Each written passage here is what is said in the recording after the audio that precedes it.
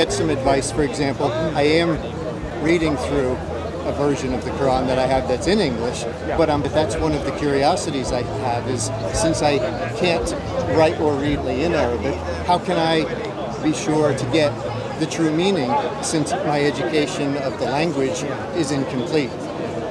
So the answer to this question for any linguistic text, is this: if you have access to multiple translations, and even multiple languages, then approximate meaning is something that you can actually get. And it's a good start. It's a good start. So English has more than 50 or so translation of the Quran. In English language alone, more than 50 translations, right? Yes. And they're available even at once. If you go online, you can bring all of them together. So when you compare all these translations, some of them translations are done by academics. So give importance to a good academic translation published by, say, Oxford University Press, Cambridge University Press, Yale and Harvard and so on. You know, they're academic translations which they will be, more faithful to the phrases and idioms of the language because they're expert in the language. That's their expertise and proficiency. And I would recommend, those translations at least have side by side to someone who is just simply un-Muslim translating it, for example.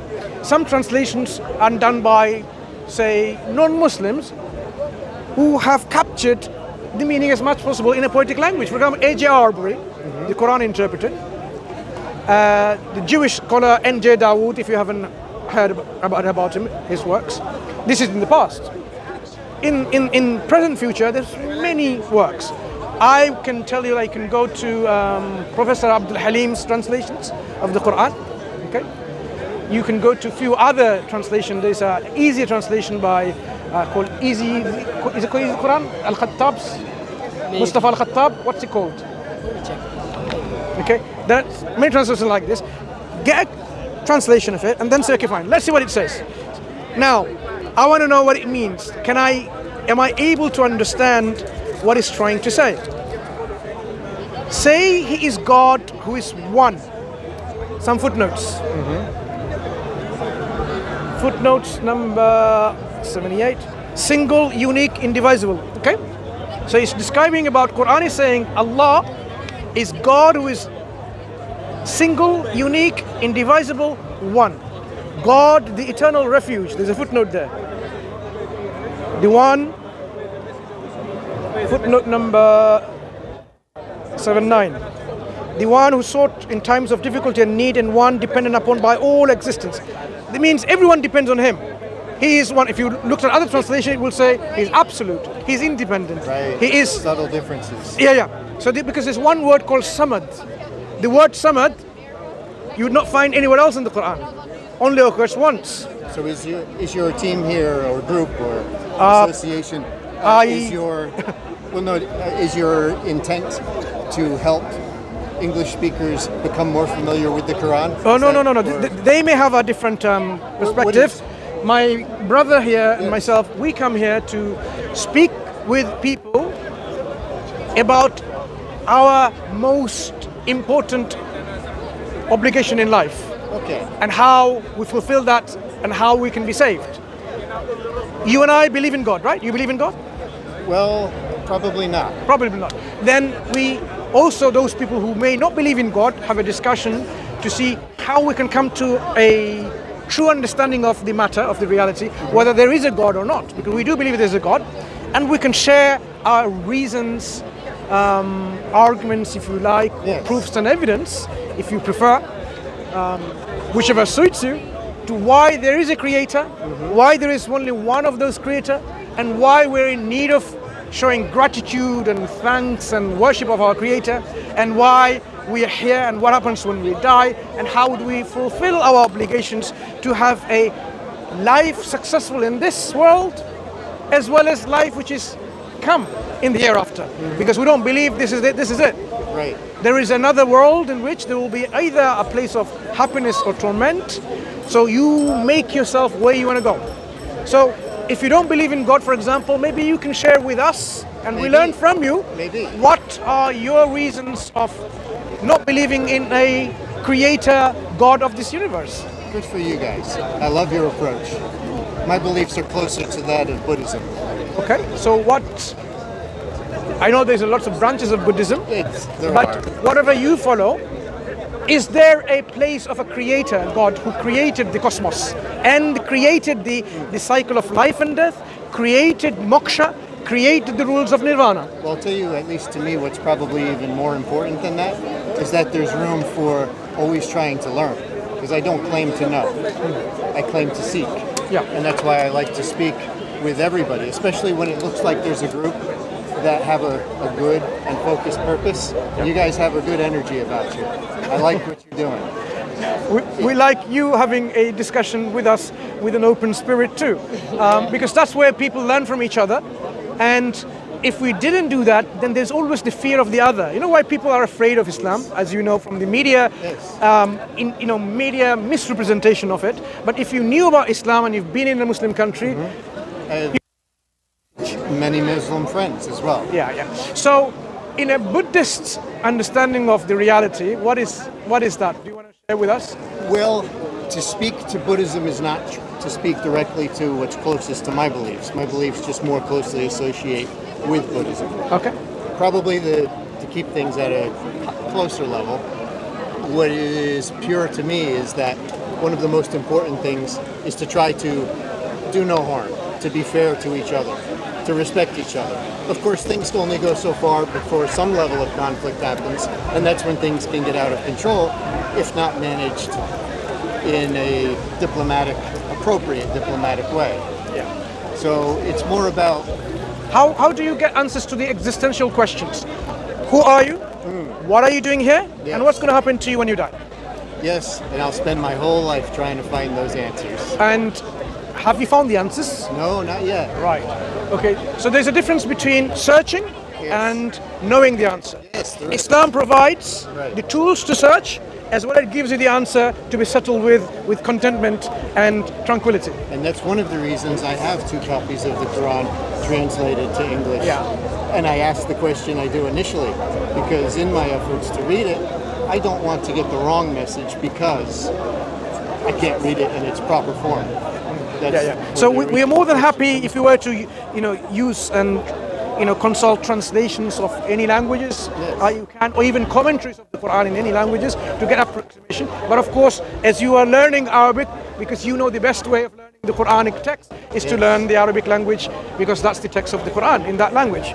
So we say, we did not give life to ourselves. Neither can our parents give life to ourselves. I have not given life to anything here, everything that is living. We know the difference between living and non-living. There is a difference. Some people might not see that. I haven't given life to you, for example. My parents haven't given life to me. Life is something, it's an ability where, it's like some kind of force that keeps me living. If suddenly it goes away from it, I'll fall dead. My body will just fall dead. On the ground, it's not going to walk and talk. If I died as a baby, my parents, if they had the ability of giving life, they would have given me life. Every parent would have done that. The fact that no parents can bring life back to their dead baby shows them they did not have the ability to give life. That means life is something that is not given by our parents. So what is it that gave us life? And not that only. What is it that taking away our life? By a program. It's programmed in our DNA. We should die, we should cease, we should perish. Everything seems to be like that. Nothing is everlasting. So we have a programmed cell death. Apoptosis, it's like a program in the DNA. A program doesn't come other than from a programmer, a designer. We don't expect, like even this bottle, to be believed that, this just so happened that it got made like this by no intelligence, no conscious entity, with no will and wisdom behind it. The reasons, what's your name, young man? Ben. Ben, do you know why you have this thing? Is it for what? It's like to show you how much water is left. It's like a measure, I think. Most of the bottles have, can you see the big one there? Yeah? Can you see all these curves? Do you know why? So that once you finish, you can crush it and it becomes so compact, then you can recycle it. Because you have now less volume to have more of the bottles together. If you have a whole bottle like this, it takes a lot of space. Well, what do we do with the Oh bottles yeah. at home when we get our it's empty? we collect money to go have cans of bottles, and we'll crush up the bottles and then Yeah, exactly. and then put the cap back on. Yeah, So it's exactly, safe. exactly. So this is purposely designed that way. To consider that this bottle just come with this kind of intricate design to hold water without any leaks, it's not sensible. That's why I'm saying the whole universe, including the program of ourselves that we die, it is evidence for a designer, a creator, or life giver who has brought us in this existence, in this form, in this particular assembly of complexity and organization. Because complexity can be different types, but when the complexity is organized, right? Organized, like a phone, for example, that you have, that you use, it has you can hear voices of your friend and family or other people transferred in that particular piece from another place. It records picture and lots of things. You can write on it, you can send email. Intent, purpose, complexity, all of that organized. To consider that this phone just came without an organizer, a designer, it's not a reasonable thing to believe in. Pardon me for one moment. So this is a good example. This is my son. It's his first time in London. Nice meeting you. Speaker's Corner. Nice to meet you too. And he was interested to see what happens here, and I tried to explain to him this is an excellent example of thoughtful, intelligent people who have things that they want to share with others, and they're trying to share without hostility Which I and am with fine respect, with. which is wonderful. Thank you for showing a good example to my son, and it being an engaging topic for me personally as well, and one of great interest. Yeah. Very nice. Yeah. So, what would be your reflection on this reasoning? That if things appear to us, sensible people, organized in this assembly, how can it not be the product of a designer? We have the challenge of correlation versus causation. Okay. Where is the missing link in here? Oh, I don't know if there is a missing link. Just a caution that we always need to be careful. That Absolutely. Just because something seems I like a agree with you. possibility I agree with doesn't you. always prove it is. Yeah. Of course, I don't disagree with your beliefs either. Yeah. So there's no conflict there. But I do believe in proof, Yeah. which So, is always challenging with any form of religion. yeah. So when we observe all of this, it's simply just saying there seems to be some correlation but no causation. I mean, what is stopping us from saying actually? Why are we saying it's simply a correlation and not accepting that as a proof? Probably faith. Probably a faith Okay. that doesn't What exist. proof would be a sufficient proof for knowing there's a designer? It's a good question. Because if we are going to limit ourselves only to correlation, not to causation, then we need to ask what's our scope in our methodology. So the methods that we're using, what in our methodology will give us certainty that if we were to approach in this manner and in this fashion, that we can be sure about it. That yes, there is a causation and there is a designer. So what is that in the methodology? It must be inherent within the methodology that we are using to seek the truth. Oh, there must be an answer. I haven't found it yet. Yeah, but so far we know. So far, what do you know so far? You can't just, we can always remain skeptic because there's always questions. Why? There is no end to questions of why. The only time when your heart can be content, when that why eventually rests on the ultimate explanation, who is the originator of everything. Until it goes and reaches to that level, then you can only ask why. Oh, why is this blue? Because of certain chemicals. Why certain chemicals? Because of this. You can keep on asking and asking, and you can it's never ending. But ultimately, these questions can only be resolved with contentment in the heart. Where is he gone? When it goes to, Let me just make sure I have eyes. please do. It's I mean, nothing more. why important don't than we? his brothers. Do you want to just ask him to come back? Yeah, all right. And then when you're together, then he can go. He's very curious, of course. Yes. He's a good lad. Yeah. He was only going to go to the Yeah. He's back. Oh, he's back. Okay. So certain. Just wanted to keep tabs on. Yeah, you need to be, because this is Yeah. not a well-known territory to you. Do you have a phone? No. Exactly. So when you are That's right. somewhere around, how they can reach you? So Yeah, you just said I could be in. that's fine, but be close together, and then it's much easier, because otherwise your parents will be a bit worried. Oh, you are? Naturally. Oh, well, to keep some awareness of where you Oh, are, okay. because Yeah. regardless of what any of us believe, we love our family. My son, mom said. Family is very important in Islam too.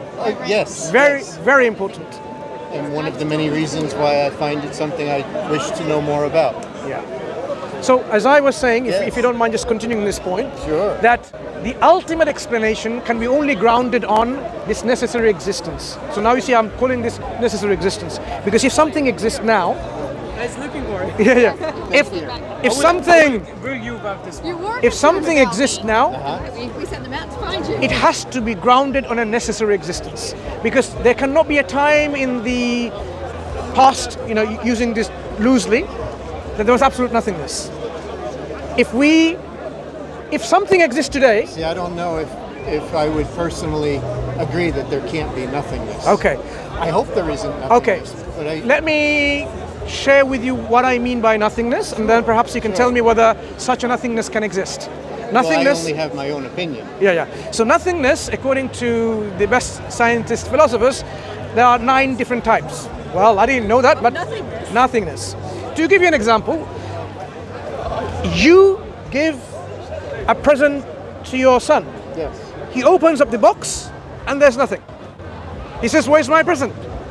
There's no present there. That's a level of nothingness. But the box is not nothing. It doesn't contain nothingness. The only thing that's missing is that present. The box contains space. The box contains fluctuations. The box contains gravitational fields. And we go by like this. Eventually, you'll find that it contains even possibilities of being existence. So when we say nothing, nothing is the absence of everything, every matter, space, time, fluctuation, quantum fields, even possibilities. So such a thing is actually describing non-existence, which is absence Yes. of everything. But why would that be impossible to be? If such a thing at one point existed, non-existence, it doesn't even have the potential to do anything to bring about existence. I have a question then. Yeah, Before we were born, yeah. we were nothing. No, entirely.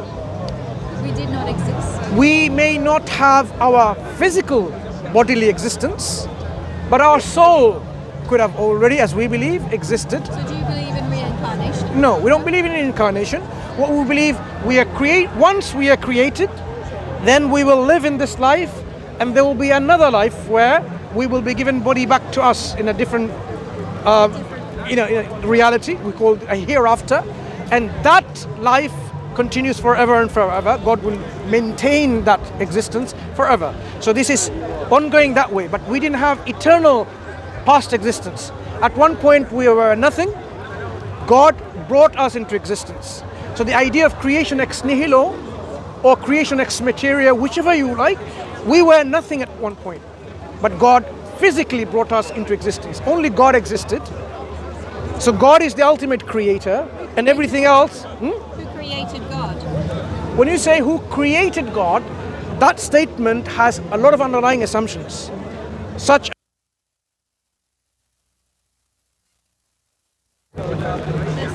there was time in which at one point there was something else who had the potential ability to bring about God.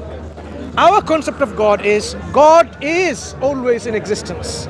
So the question of coming into existence is not a sensible question, because he's already there, always there.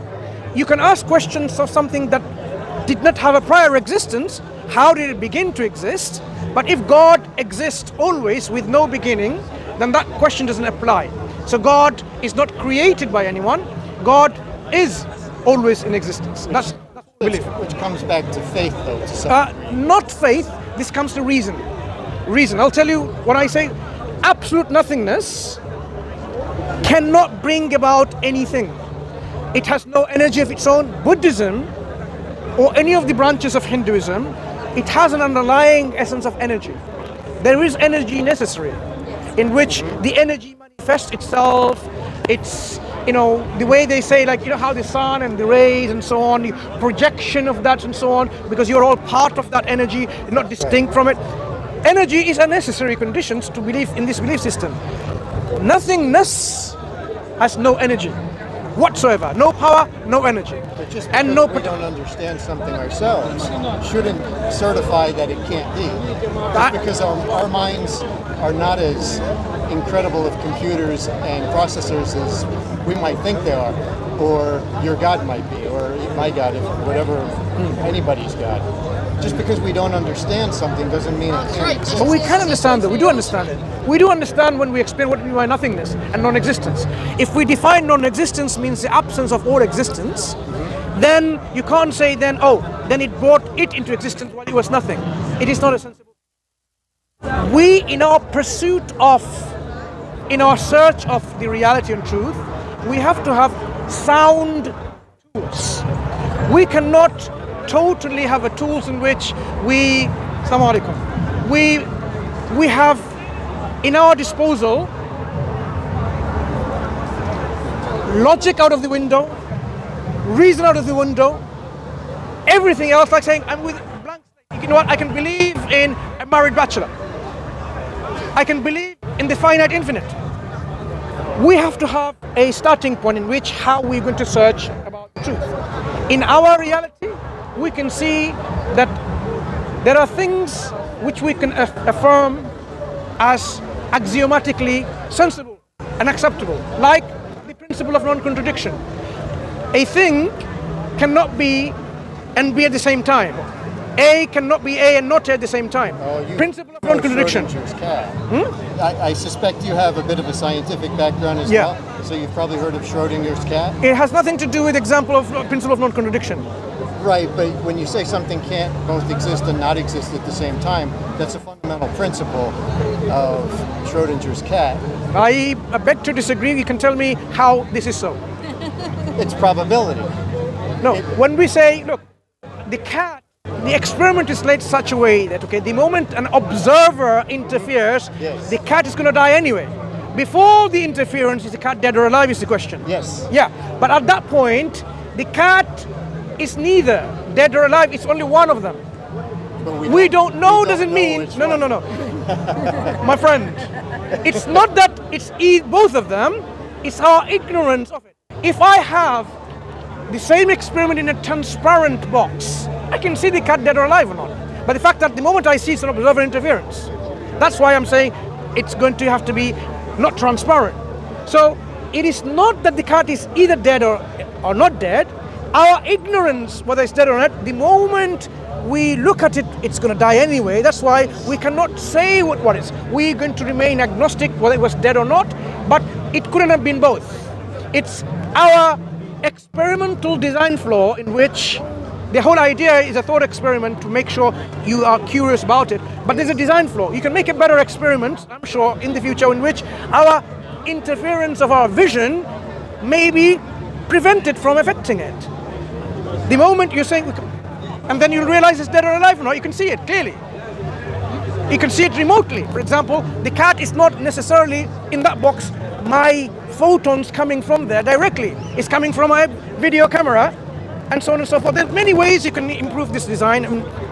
I mean, this is not my field. No, that's okay. That's okay. And it's not my intent to put you on a back foot or try to prove you wrong. Because I respect your intellect and I see you have a background beyond what you might initially appear to have, that's wonderful. Which is also why I'd like to ask you, do you mind if I have a photo with you? No problem, that's fine. I'd love to. I respect what you're doing and who you are. I appreciate your having a discussion. Okay, gonna come closer? Yeah, of course, that's fine. Do a couple. Okay. There you go. Yes, please. Portrait. Okay. Okay. Hold on, not done yet. Okay. Oh, no more. There we go. Okay. So Now, there I is. suspect I will have I know to you have to go, soon but I with just my want to son, but quickly yes. wrap this up. Yeah, that oh, there is this well, it will principle never of be over. non-contradiction in which philosophers and scientists, they axiomatically have to accept if we are going to operate in this world in searching for the truth. Our scientific experiments would not make any if we did not accept that axiomatically. Our philosophical inquiry would not make any sense because otherwise, if this was the case, you can believe in anything, right? Doesn't matter, contradictions are possible. So once we have these are axiomatically true, we will arrive that yes, nothingness cannot bring about existence. That means the existence which exists now must always exist from an existence going back, an existence to an existence. Either the universe or this cosmos has always been there in that conclusion, or the originator.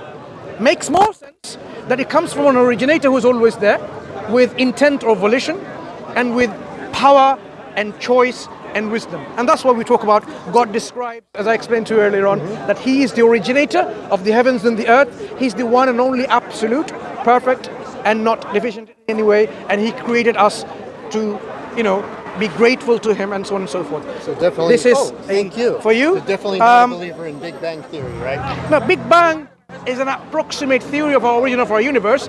It's just an idea. No. This is in no way contradicts our understanding of the reality depicted by the Quran. Because the Quran actually says, it goes back, says, look, at one point the universe wasn't there. Then God created this universe, which was a singularity, meaning, use the word singularity. That's fine. No, heaven and the earth was one piece. Yes. There was a partition. But that's not the end of it, that eventually it will be rolled back like a scrollless roll. And there will be another expansion, which will be forever and forever. So the Quranic cosmology is such that current science agrees with the universe at a common origin, agrees with, I'm not saying Quran agrees with current science, I'm saying current science agrees with the Quranic understanding. Sure. The universe is expanding. And there are some possibilities of the scientific, Quran, scientists are already, thinking about whether the universe is expand forever or it's going to contract, and whether there's going to be another expansion and so on and so forth. Keep doing what you're doing, my friend. All the best. What's your name? Rico. Rico. Pleasure speaking to And you. yours? Mansur. Mansur, shukran jazeela. Have fun. Okay. Thank you. You take care. Take care, both of you. How are you? Alhamdulillah. Yeah. Can I give these back to you?